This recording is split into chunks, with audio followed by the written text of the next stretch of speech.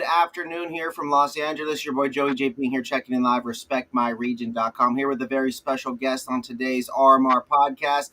We've got Jeremy Moberg. He is the founder, grower, the lead lab guy, the big boss dog himself, CannaSol Farms, living soil, sun-grown organic in the building. What's good, Jeremy? How you living today, bro? Good. How are you doing? Man, I'm doing great. It's a pleasure to have you here on the show. It's always cool to have guests from Washington on the show, seeing as that's how I got, that's where I got my start in cannabis. That's where I got my start in healthy, clean cannabis, right? This clean, green, organic, back in when I was a bud tender in 16 and 17, learning about that, starting to go to farms. CannaSol was always up there on my list, but I've been in LA 6 years, traveling all over the country now, showing love. And so, Jeremy, I'm excited to learn about your guys' brand, your story, your farm, the rosin. We got to get into the good stuff today, man. We're talking terps, Jeremy. Are you ready, brother?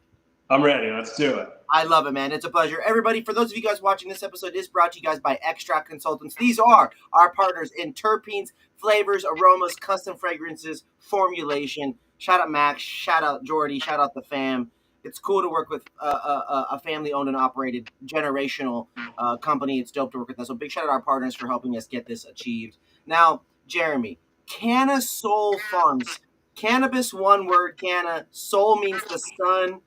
How high were you when you came up with this name and created those two words together? We were pretty high. I was hanging out with Buffalo, who's one of the old patriarchs of the hippie community up here in North Central Washington. Before I ever got here in Okanagan, that's where I'm located, North Central Washington, the Humboldt of Washington. In a way, we lived the drug war. I ran from helicopters. I sat under helicopters. I lived all of that. And one of my mentors was Buffalo, and we were going to Olympia to actually lobby to allow for sun-grown to be in the rules. The first sets of rules coming out of Olympia were indoor only. And that was going to be catastrophic for the industry. It was going to be catastrophic for consumers to not have sustainable choices. But, there was so much fear-mongering around cannabis that they thought that they had to appease, some people by having it all be indoor. And that lined up with some people's what they wanted. They didn't want to compete against sun-grown. So the uneducated customer doesn't realize that there's a difference and that the costs and the damage to the environment that goes into these different things. Yeah, and I've been fighting that fight. It's an educational war, right? That we've got the cannabis consumer, the average cannabis consumer, maybe not the people that are watching this podcast, but the average cannabis consumer does not have a lot of access to information. It's a dizzying experience when you go into a 502 store here in Washington and there's just walls and walls of brands and products, and you're kind of left at the whim of the bud tender telling you whatever he likes or she likes. And, that often leads them astray. It was one of these trips to Olympia that I was trying to come up with the name and going back and forth with Buffalo and put the two Latin words together and was like, that's it. I love it. I'm here for it because in a lot of ways, these cannabis companies, they just do Canna Green this or Green Farms that or whatever, herbal remedies this. Like the dispensaries love to choose the same names and a lot of brands do. And so for you, it's simple, it's to the point, and it's stood the test of time. You've been in legal cannabis, rec, adult use. You guys call it in Washington 502. You just said it, the 502 dispensaries. That's when you're referring to the legal adult use shops, right, out there? That was the name of the initiative, right? So those were the signs in people's yards, the T-shirts people were wearing in order to, be the first state along with Colorado to legalize. Washington has been overshadowed, as legalization has rolled through other states. We're kind of inherently handicapped up here with a regulatory system that's not very responsive to the industry, downright incompetent. We deal with a lot there, and so it has stifled innovation. You know, it's kept Washington out of the, out of the conversation, so to speak. So I'm happy that we're getting a little attention here, and honestly, it it has conglomerated into a lot of large corporations that have kind of lost the the vibe, of Yeah. what cannabis was, and what it should mean to people. So What does cannabis mean to you, Jeremy? As somebody who's been on this journey for so long, I'm sure what it was is different than what it means today, right? Because oftentimes we're just, you have the consumer, then you've got a dealer, then you've got someone who turned to these things or got into this culture because they were sick or their family member was sick. What is your passion for the plant? Where does that come from? Where do your roots lie in that? And how did that all come together? yeah, I was clearly, as an anti-authoritarian, triggered by the fact that it was illegal. This was the early '90s, right? Like I paid my way through high school, selling bags, and started growing in a closet in 1992. Wow.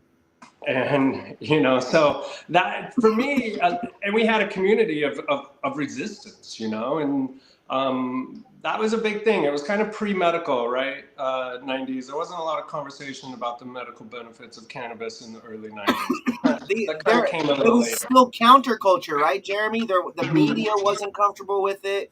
It was hush hush. You were still either a criminal or a dealer, or ooh, you're a dirty stoner back then, right? Yeah, and we were afraid. We lived the drug war. It was a serious deal. You had to worry about your freedom. You had to worry about every move. You wouldn't believe the number of times, where you also have a psychosis where you believe that you're always being watched. Yeah.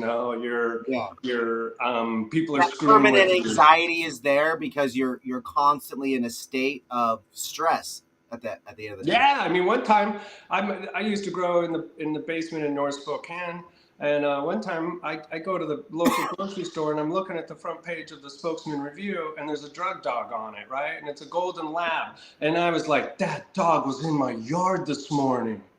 And I go back home and I'm like, I got bought the paper. I'm like, that was the dog. That was the dog. And my girlfriend at the time was like, yeah, that was the dog. What are we gonna do? Should we cut everything down? I'm like, no, let's just leave. Let's go camping for a night. Calm down. Just so many of those Is, is experiences. is that is that something, Jeremy? The stress, that anxiety. I've heard from so many legacy growers, cultivators in California and Oregon, people in Michigan and Colorado as well. That stress, that anxiety, it's a fear. It's real, right? What do you like to escape that, to deal with that? How did you cope? Is it just smoking? Is it just sleeping? Do you It just go was. camping? What do you do? Well, the cannabis can work both ways, right? Like it can be a nice coping mechanism. It can also be anxiety inspiring, right? And we didn't know too much about different types of strains, and like I knew, we were getting imported hash back then, so that was like the sedative, right? That's what you were getting the CBNs, and after a while you kind of just get so tired, and I can't smoke that anymore. I need some flower. But yeah, it was definitely the hash to like relax the nerves, and And yeah. and that leads us to where you're at today. Organic, living soil, right? You guys have strains, soil to oil, flower to oil production, right? You guys have phenomenal rosin, from what I'm told. Where did this passion for rosin come from? Because hash has been around, but this rosin trend, a trend, which is a specific period of time now, being it's huge. It's bigger than it's ever been. But hash and rosin has been around. So where did that become a part of your journey? When did hash enter your life? And then when did you start transforming or transcending into the rosin, the juice from the hash, Hmm. right? Hmm. Well, it all started with dry stick keef, right? Like that's what we could get. That's what we could easily make. Yeah, everybody recognized like the hash comes. We're talking keef at this point, right? Just quality keef. right? Yeah, absolutely. And the first keef we ever was in the box. You had your screen box. Those we had those in the '90s. I remember I had a beautiful redwood one, had a beautiful screen in it. And I would carefully get the trichomes gathered up and press it, and it's like it's my own hash. It's pretty good. Compared to this imported, because we were still getting imported back then. Yeah. And then coming into legalization, it wasn't really on my radar. The first years, flour was king, right? Like you would never think about washing flour. It had too much value those first few years. Yeah. And then, as the value started to decrease, some of these production methods started to become a little bit more viable, right? And so it still took me by surprise that it became a commercially viable option, right? It's always been this great, thing for headies, right? Pressing flour with a hair straightener, pressing hash into rosin with early equipment. But it's like, oh, that's cool, but that'll always be, just a niche because the economics wouldn't support it, right? Well, that started to change, and that's when I started to pay attention to it again. Yeah. We've been doing temple balls. CannaSol's been doing temple balls for 6-7 years, right? Yeah. And then it was like, okay, well, let's and so we were washing, dry material into temple balls, and then it's like, well, maybe we're getting somewhere. Maybe we're getting to a point where this is economically viable, or maybe the economy. Yeah, I need the wet temple ball. You know what I'm saying, with a little bit of shine on it. Like cured and live. Like let's start experimenting into this here.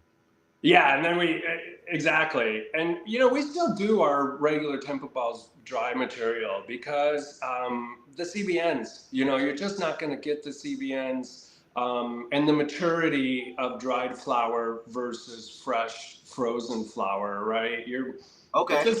It's a slightly different product, and so the temple balls for us are you're probably over 55 years old if you're buying temple balls, and they want those CBNs, and so we still to this day our temple balls are made from ice water extraction, but it's a cured product, and Wow.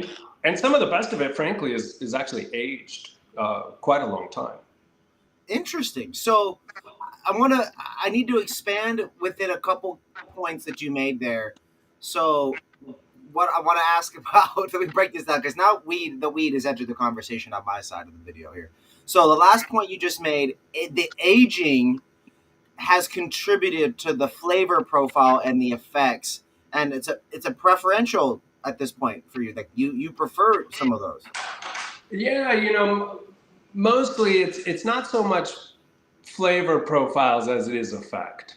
Effect. So the aging will contribute more to that effect for you. Exactly. You're getting the CBNs, you're getting more of those other cannabinoids for the entourage effect, right? So these old timers that particularly like temple balls, and I think our market there that are, I don't think it's the young kids going out and getting temple balls per se, right? It's more the older generation that started smoking on imported hash, right? And so they're after that effect that you can imagine that imported hash was loaded in CBNs, right? Because there's natural degradation going on. And correct me if I'm wrong, Jeremy, but most of the most famous hash in the world comes from European and Middle Eastern areas, if I'm not mistaken. And the plants that grow there tend to be more on the sleepy indica, like earthy, mountainous plants versus the fruity, piney sativas, which are used for bugs. They're different bugs, they're different insects, right? So it's like, yeah, that's basically true. I do think that there is a span of cultivars in that region. But were we getting true sativas in hash, and could you even tell back then? I'm not sure. yeah. Not You've unless it was also truly like you were getting hash from something in Mexico and it was clearly some sour fruity. But like I'm saying, most of that stuff in Europe, Barcelona that I've seen, the stuff that I saw from Morocco and these other areas, it was always, if it was named a strain, it was always on the earthier, sleepier side. It was never the orange or the lemons or this. No. The haze was not getting turned Uh-huh. into hash. They were Yeah, so smoking. you're talking about modern hash, right? And Yeah, I'm sort of segregating Temple Balls as being like this throwback more. And yeah. That's a classic item for sure. mm-hmm, That's mm-hmm. a classic And item. now we're going for full melt, right? Yeah. That's going to come from live, fresh, frozen. That's going to have the terpene profile. It's going to hit you hard. You're going to get all of those volatile terpenes and the flavor and everything. And it's just a completely different experience than the So, Temple Balls. so Jeremy, the other point that you kind of started with this at first was using the cured flour for the temple balls. Did you guys experiment and do the R&D and try it all, which is the funnest part, right? Like, of doing it with live and cured to see. And then second point on that, what do these COAs look like for temple balls? I've only ever seen COAs for not to say it's not an extract, but I'll say traditional extracts, like in the oil form. What does a COA look like for a temple ball? That sounds interesting to me.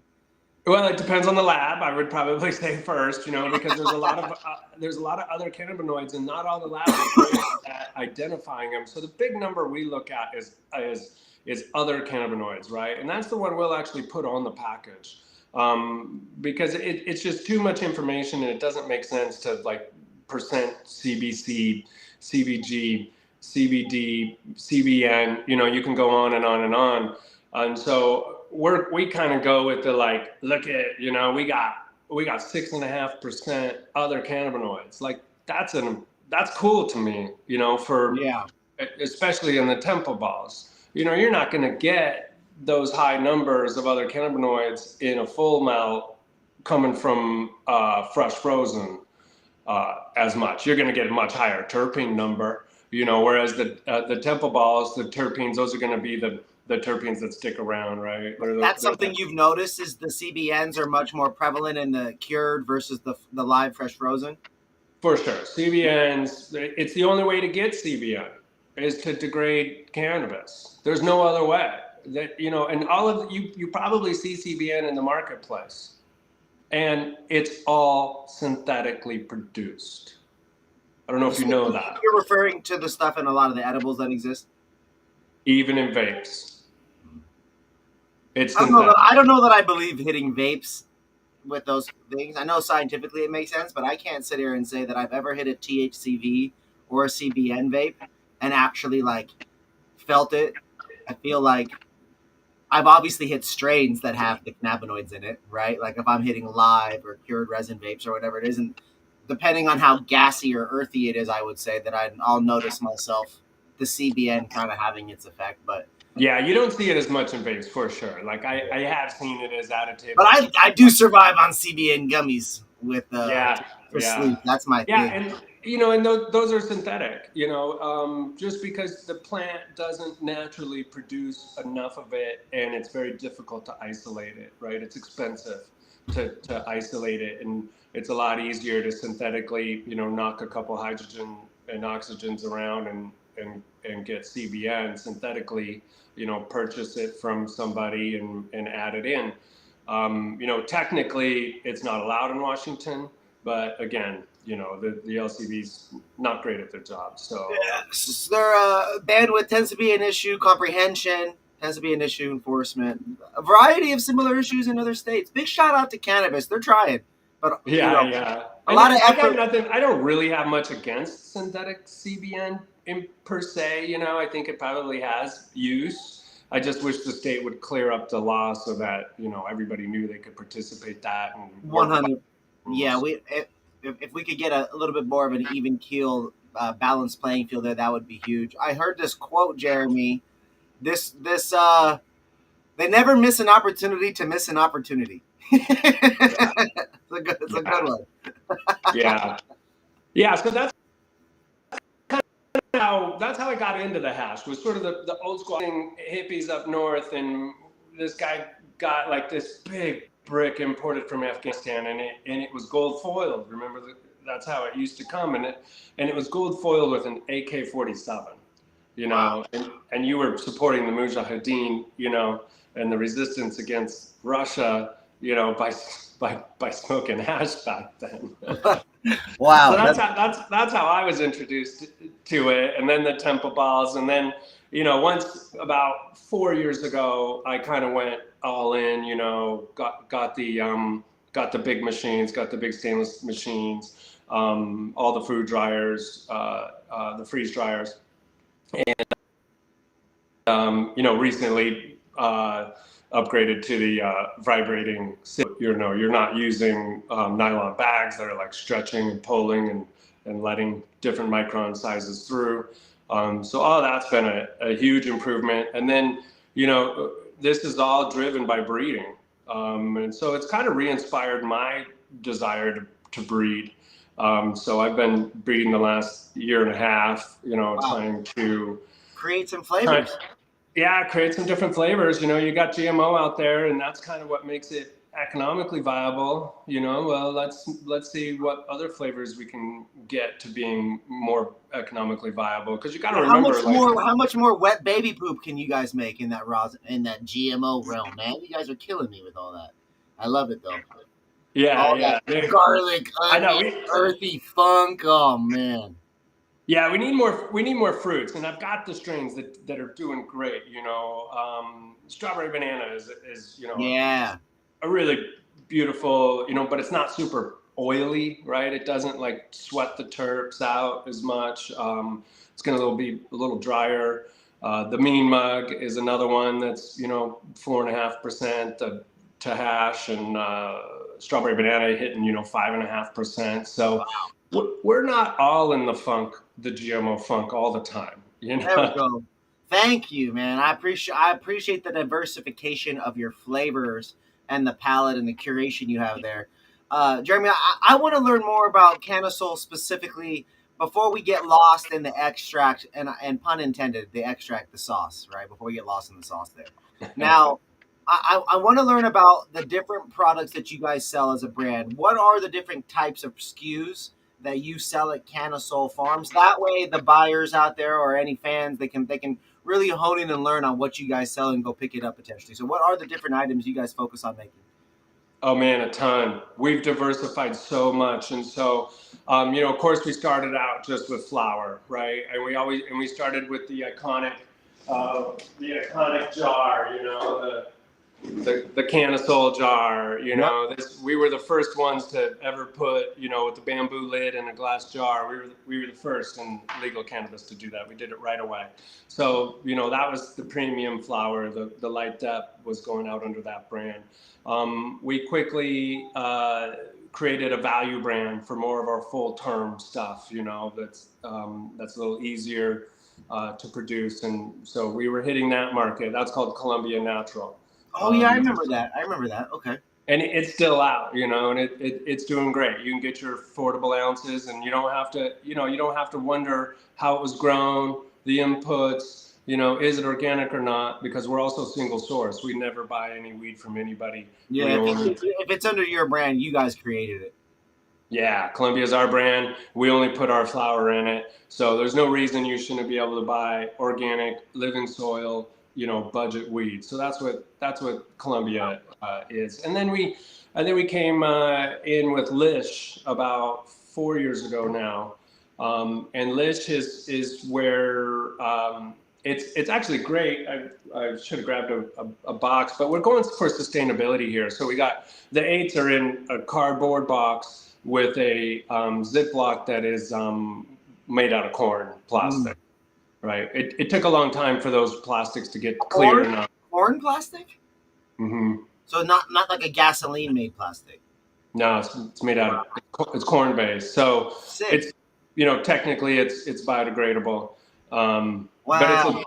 it's a solid bag, you know, and it's a Ziploc, so you know it's the Ziploc inside of a little box. It's you know in silver foil, real pretty. That's So creative. That's innovative. That's like trapping out in the parking lot meets like sustainable farmers market. It's like Trader Joe's Like, and Joe is like literally like a trapper at the parking lot. Yeah, and we applied this to everything. You know, we also do our concentrates, our joints, our infused joints are under the Lish brand. And so we've got bubble hash, we've got rosin, and then we worked with Bodhi High to have a live resin infused joint. Cool. So, and those are quite beautiful. You know, they're a box as well. And then Yeah.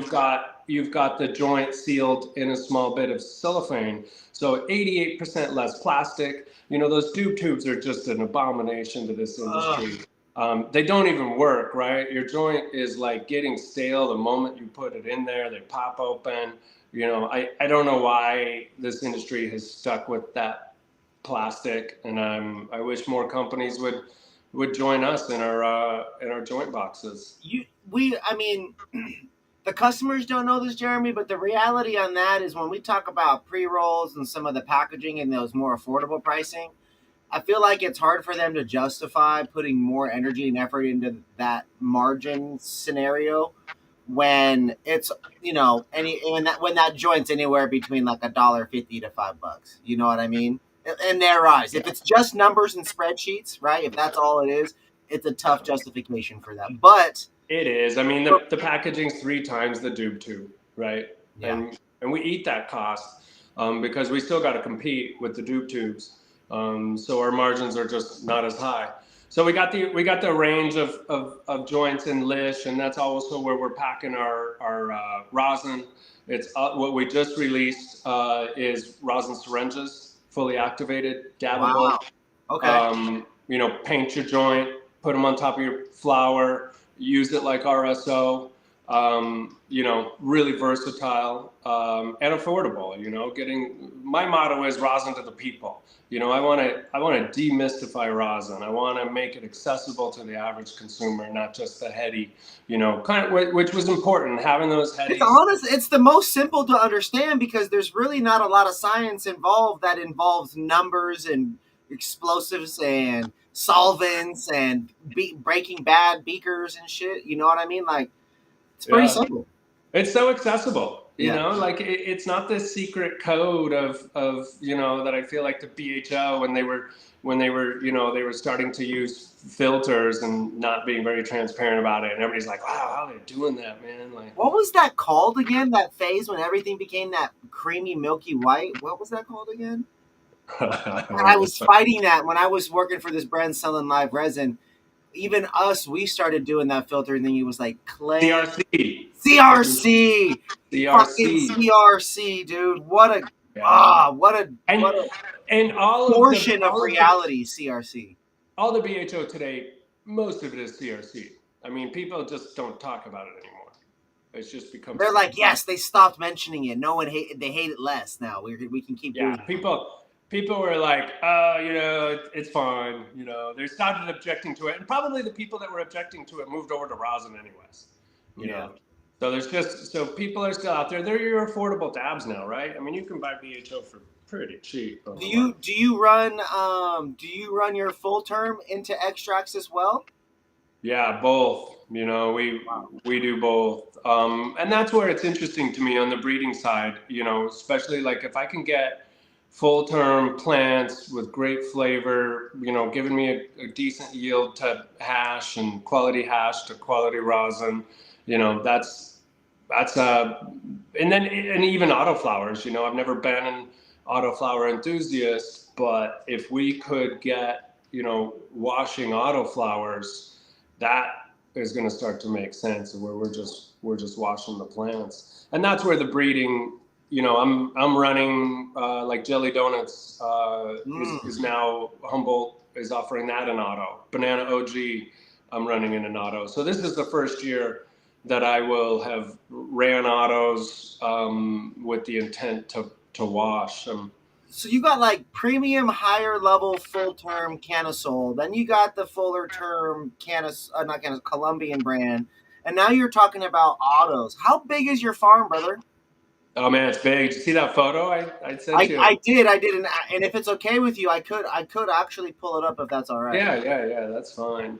So it's Wow. the largest allowed in the state. So we're allowed three tier threes, so that's 90,000 square feet of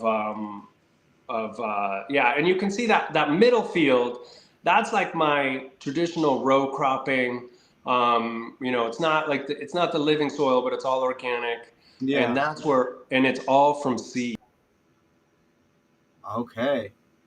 So is it just this whole The property, or do you have hoops these that other you're farm seeing areas? there, Do you? those are all the light that. And the reason they look white, people think those are nets, but they're actually light diffusion fabrics. Yeah. They actually diffuse the light so the flower doesn't get sunburned, Really? which is really important because this Okanagan sun, it's amazing. It's intense, and if you don't have those fabrics up, you can twist your butt around. One side will be dull green, and the other side will be vibrant green, right? So you've probably got a different cannabinoid profile in each half of that flower. And so we saw this very early on, and the Apple industry developed these light diffusion fabrics for their high-end apples, and we adopted those and have been rolling with those for 8 years now. Do you with testing and labs and all that, Oh, and the I think she THC froze. high? Oh, you hear me all right? Sorry, everybody. Have a little bit of technical difficulties. Jeremy, can you hear me all right? Yo, yo, yo. Bring him back in a second there. Jeremy, can you hear me? Go ahead and talk. Well, I think Bobby or Joey, sorry, Joey. I think Joey froze up. And if people are still listening, um, we were talking about what the different products that we have are. And another one we're really stoked on is the RSO that we put out. This is really intended for medical use. We have a lot of different.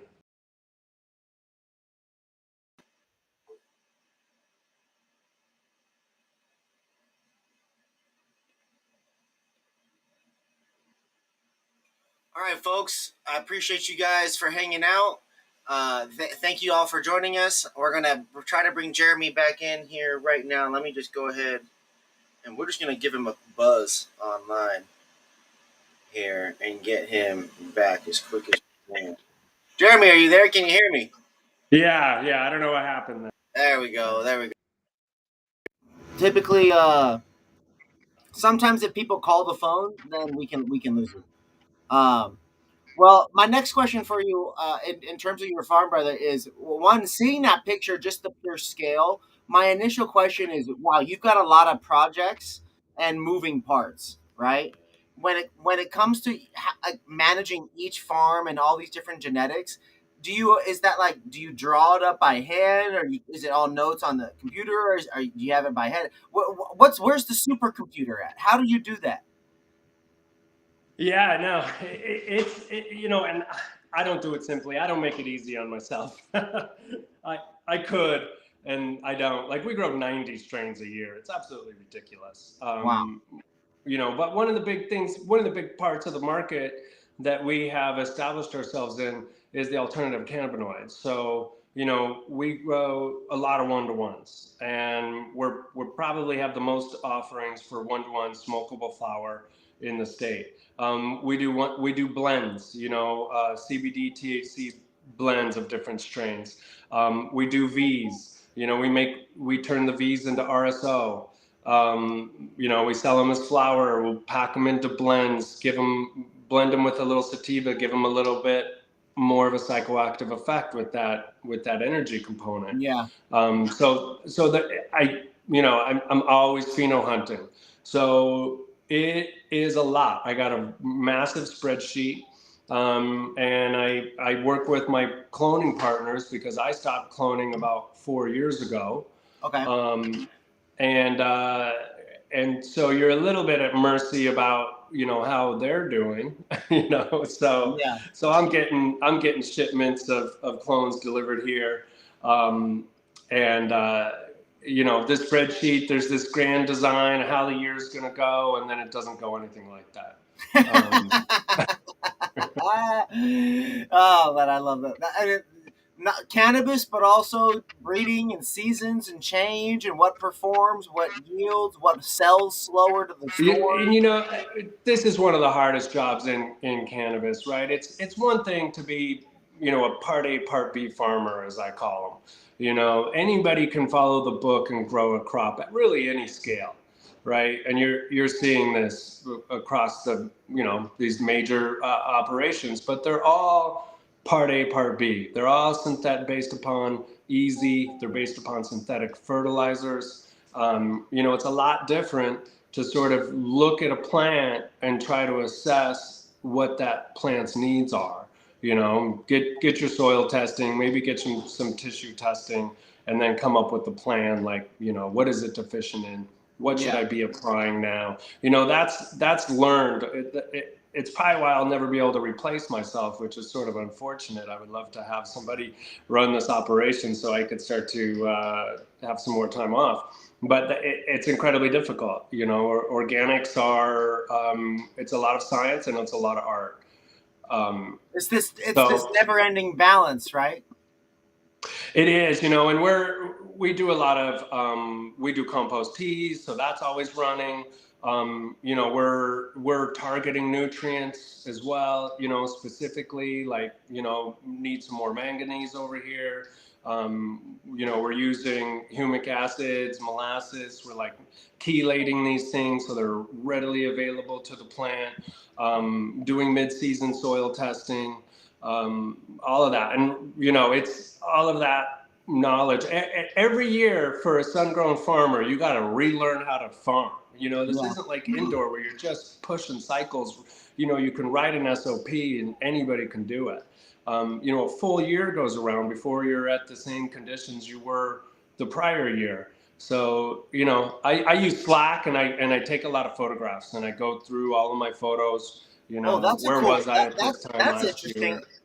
You know what, Jeremy? You're actually the first person I've ever heard say that they take a lot of photographs and kind of treat it. Not to say like you said treat it like sports, but I'm saying that I think looking at the film and looking at photos, like they look at photos of coverage in football like, right after you always see them looking at these little print offs when they get off the field, and it's like that would be a great way to look back at this, and even still, like I've got this photo of your farm right here, you know let's just say that one this person's property up here in the corner, let's just say that was yellow or had some crazy red color or something. I mean, visually you could swipe, see that real quick and immediately realize, all right, there's a hot zone over there, we have to deal with this or prepare for that could be creating other environmental challenges, right? And so I want to talk a little bit about that before we get you out of here. Again, you've got all these different zones. We got the one here on the far right. We've got the one down in the second one in the middle right. Then you've got this row with like there's like a green thing here in the middle, and then there's like a row to the right of that. To the end of it, there's like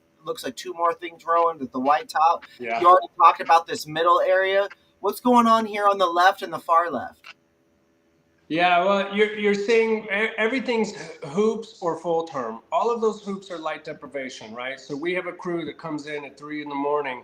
and they're pulling tarps right now. They got to get all those tarps pulled before the light comes up. And so every single one of those white tunnels, and I think there's about 50 of them, they get pulled over every night. And so we're actually only like 3 weeks away from our first harvest. Okay.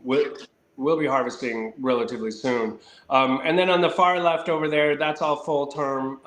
The middle, that's green. That's like row cropping. That's all from seed. That's also where the autos are. What That's about where that hoop house over there on the far left? It's kind of like closed on the sides but open in the middle. Is that your property there too? No, well, it is my property. That's 502 carnage.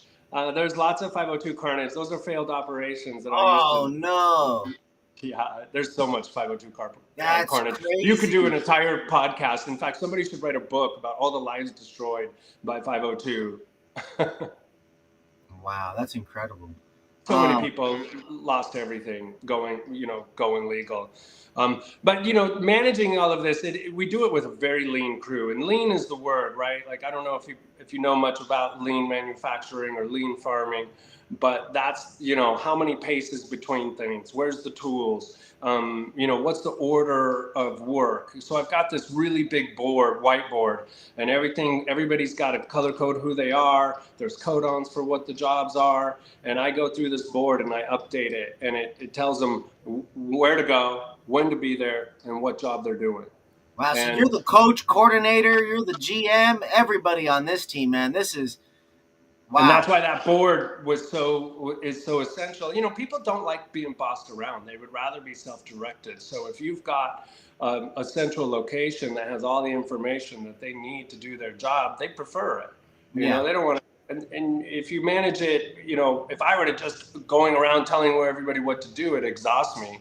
So I go through and I do assessments. Like I will look for pests, and I'll rate things on a 1 through 5, and then I'll prescribe whatever's going to happen. And we're labor intensive. We're lean, but we're labor intensive. Every single leaf gets pulled off in the field. We don't bring any shade leaves into the dry room ever, and so it's a massive operation to pick every single leaf ahead of harvest. And then, we go out and we're doing a lot of decoring, ventilating, allowing the sun into the center of that plant, getting good structure. And man, I wish I had some close-ups. The crop looks amazing. It's really. Well, we'll have you back. We'll have you back on. How long till that first crop? We'll have you back on so you can hold up a big one. Yeah. Well, we're probably, I'd say July 4th is what we're looking for. Hey, all right. Well, Jeremy CannaSol, I'm gonna have to come back on next here in a few weeks again. Tap back in with you guys, man. For those of you guys watching, folks, CannaSol, Okanagan, Washington State brand. You guys see it, man. We're looking at the farm here right there. It's a big operation, folks. They got over 50 of these tarp situations, these greenhouses. You guys are looking at the white things there. Look at that. You can see the row of green down the middle. That was where they said they're growing from seed. Seed's crazy because it's not consistent across the board necessarily every time. You always get a little bit of. But if you're washing, if you're mainly growing it for washing, then it doesn't matter so much anymore. 100%. So it's just like there's a lot of cool factors that go into this, and there's many different reasons here that Jeremy has shared with us that would make it an attractable brand for me to support, but also one that I believe you guys should support. And so if you guys are there in Washington State, if you guys fly into Seattle, fly over into Spokane, wherever it is that you're at, you're down in Portland, you want to go up and try some Washington weed, you guys got to go ask for CannaSol. You got to ask for I'd ask for their pre-rolls. I'd ask for some of their extracts. And if I were really serious, if I was legitimately serious about my weed, I would definitely get some of those, what were you saying? The syringes with the rosin. So they can taste it and they can dab it and they can infuse their own stuff with it, man. That's the best, the trifecta of uses. Yeah, that's under the List brand. So look for the List brand, look for the CannaSol brand, the Columbia brand. Yeah, everything's under those names. And we're all over Vancouver, Seattle, Spokane, Bellingham. We're one of these small farms, we don't have any investors. We don't have a board. It's just me and my wife. She does all the sales. I do all the operations. And so, we don't have any debt, and we're not making a lot of money, but we're staying afloat. But what you are making, you're keeping and you're reinvesting and you're getting more creative with it. Like you were saying, man, you got these new rosin machines, all this new manufacturing capabilities. Now you're like a DJ and a music producer. Like you got your art, you're creating it. Look at that. What you got there, brother? What you got? This is rosin THCA. Okay. Which, I don't know if I can. Oh, hold on one sec. Let me go ahead and stop the screen sharing. There we go. Oh, wow. Yeah. I've seen that a few different times, but not as often as we would like to see. Is that high THC or is there still other cannabinoids? Talk to me about that.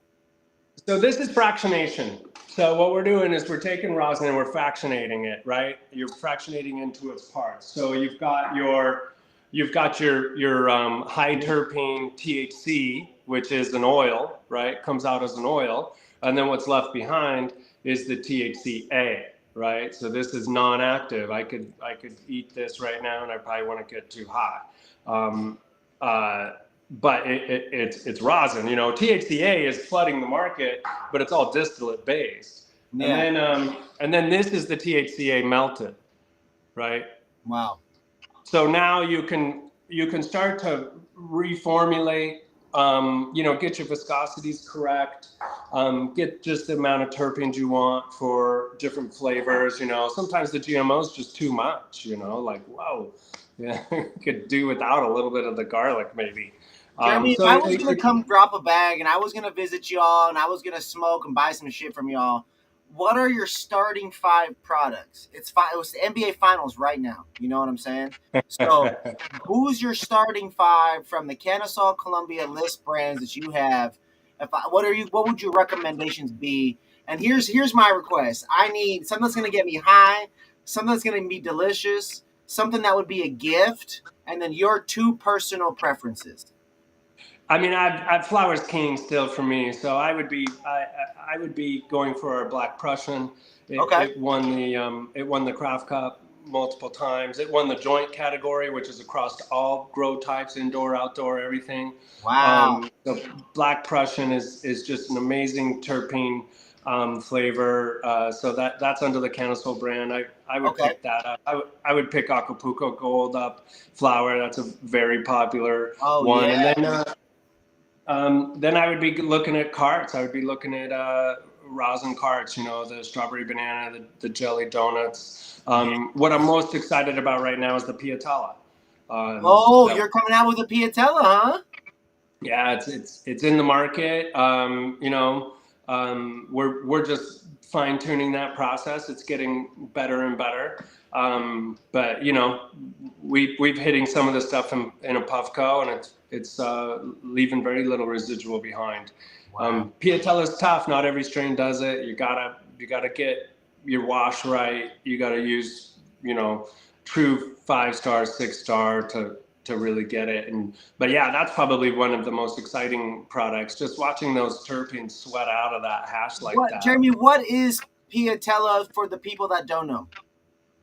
Piatella is a cold cure process for full melt that sort of is like a slow controlled nucleation, sort of a partial nucleation, and then that goes on for long time depending on the strain. 6 weeks, 8 weeks, 12 weeks, and then it's put in like cellophane at room temperature, and that allows the terpenes to start sweating out. So you literally have this hash that's like, it darkens a little bit in the process, so it's not your blonde hash that you started with, but some of it's still pretty good color.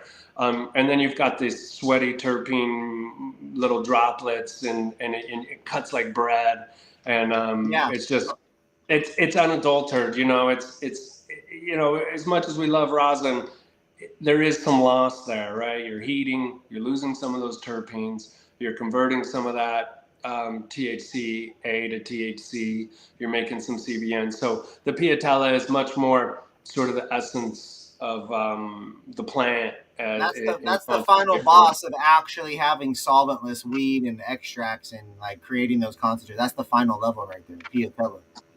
Piatella is really cool. Like if you could skip the whole rosin process and just get dabbable products, like you're never going to get to the oil, you're never going to fill carts with piatella, right? You've got to press it Yeah. and all that. But as far as a smokable, dabbable product, it's just the most flavorful. I can't And we wait to can't be wait able till to it's try. Like, I want to be able to. I want to do what you just said. I want to slice a little strip off, like a little piece of thin steak, and I want to put it in the middle of a joint, just like one of my hash rolls, and roll a piatella hash roll. Like, yeah, do it that way or just straight dab it. or If yeah, it's straight to good, the dome, dude. Straight to the dome. right, Jeremy, straight dab. this has been a wonderful conversation. You and I, when we first spoke before, and you were sharing the story, I think we had an accidental hour or so conversation, and here we are again. I like so many guests. I wouldn't say it's pulling teeth to get them to talk, but it's a lot of the same conversations. And today, it's been a pleasure to really talk weed with you. It's been great to learn and see the farm, have you walk me through things, and also to be able to hear and feel your passion based on the stories that and your experiences, man. It's been wonderful. I really appreciate your time. And thank you for teaching me exactly what Piatel is, because I've seen the videos and I've seen it online. Shout out to Barcelona and Cannabis and all those cats out there, because that's where I first heard about it. But had no idea really, really what it was. So I appreciate that. Big shout out to our sponsors as well. I'm going to name a different sponsor for the second half because we've got a variety of sponsors for our shows. Everybody, shout out to Sparks, our premier partner for marketing agency, work with Weedmaps, Leafly, Yelp. Recently, they announced that they're a Yelp advertising partner, so that's exciting for cannabis brands to have more opportunities there. Reach out to me or to sparkscan.com if you guys have any questions there. Reach out to CannaSol. Reach out to Jeremy. Anybody, any buyers out there, any budtenders that want to learn more? Right, definitely reach out, ask your questions, drop them in the comments. We'll come back. I'll keep checking this video and see if we can get you guys plugged in over to Jeremy and whatnot. But yeah, guys, Yeah. definitely reach out and try get. If you're out in Washington, you guys want to try some good, trusted, clean product that's flower forward, right, terpene centric, right, and data driven. You're like 90 strains. You got all this like planning and strategy that goes into it, man. It's just I can't imagine it, but I got a lot of respect for you, man, and the work that you guys did and surviving the carnage, as you said, surviving the carnage, brother. And watching the new carnage grow, watching the corporate interests, watching the Chinese, watching just where this is going, and oh man, it's lost a lot of its soul. The industry kind of saddens me on a lot of levels. I hope we can get back to some of these roots of what cannabis is. I love the rosin, the piatella doing that. News stories like that are inspiring, but just like distillate based, commoditized, apple flavor vape carts is not what I thought this industry would become. Absolutely, man. And there's a lot of different products for a lot of different folks. But at the end of the day, there's just people choosing to put energy and time and invest their money into things that aren't necessarily the best for everybody. And so we appreciate those that are taking the time to do the right things and to do it the right way. As you said, having the right soul for it and putting some soul into this industry and bringing positivity into it. I think that's what CannaSol and you guys are doing. You guys have been doing it for a while. So I appreciate you, Jeremy, for being on the show and helping bring a little bit of culture back in this world of watered down things. So shout out to you and the squad and the team and the rosin and your passion for the plant, brother. I appreciate you joining today. Yeah, thanks to the team RMR and yourself, Joey, for reaching out and taking interest. We appreciate it. All right, folks, be sure to like, follow, subscribe. You guys can talk shit about me, but if you can't handle a dab from them, you shouldn't be talking shit to anybody. So make sure you guys get your ass to a store, like, and go check it out. Oh, hey, can we hold that up real quick so they can see the color? Look how beautiful this oil is right there, folks. That's exactly what y'all need in your lungs. Beautiful, liquid, terpenated, flavonoided gold, baby. Come on. All right, folks, we'll see you on the next episode. Non-adulterated. There's only ice, heat, pressures, all that went into this. Everybody, we appreciate you guys. RMR Podcast, JP and Jeremy, CannaSol. We'll see you.